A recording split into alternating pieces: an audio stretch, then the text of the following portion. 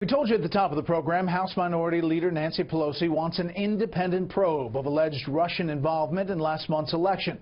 But not everybody in the spy business sees Russia's digital fingerprints on the outcome. Chief Intelligence Correspondent Catherine Herridge sorts it all out for us tonight. A U.S. government source says the Director of National Intelligence, James Clapper, who oversees the 17 intelligence agencies, is not on the same page as CIA Director John Brennan. The issue comes down to the hacker's intent and whether there is strong evidence that Vladimir Putin's government meddled to ensure a Trump victory. The White House spokesman said today Mr. Obama wants the formal assessment public.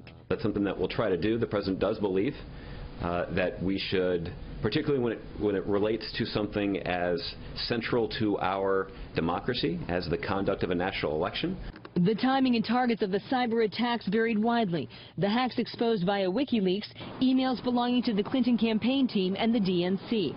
Another wave of attacks hit voter registration data from state boards of elections. We gave considerable thought to diming out Russia with that statement. DNI Clapper told lawmakers last month that after the U.S. government publicly blamed Russia, the attacks against the state boards dropped off.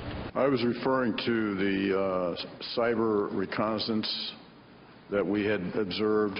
Clapper said the Russian link to WikiLeaks and the Clinton campaign emails was more tenuous when pressed by the committee's senior Democrat. I want to drill down a little further into your comment that the Russian activity curtailed after the issuance of the statement.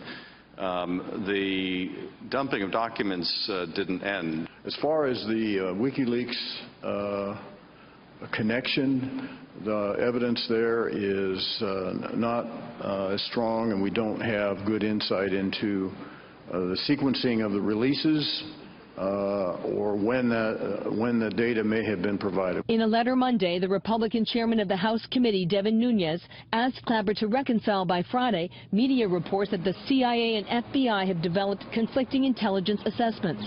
A former intelligence officer said discerning Russia's motivation would be challenging. For email traffic and signals intelligence, you see patterns.